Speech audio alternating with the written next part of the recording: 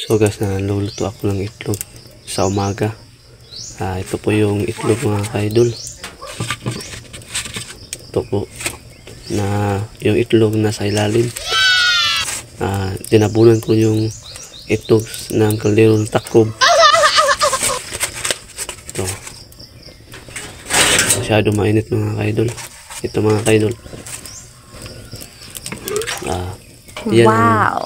Itlog mga kaidol, tatlo lang. Kasi tatlo lang kami dito sa bahay. Hindi kasama si Marie. Tatlo lang kami dito sa bahay. Kaya tatlo yung itlog na niluto ko mga kaidol. Atong tabunan mga kaidol kasi para hindi mapo yung tubig. Wow. Yan mga kaidol. Tinatakpan ko yung itlog ng takob sa kaldero.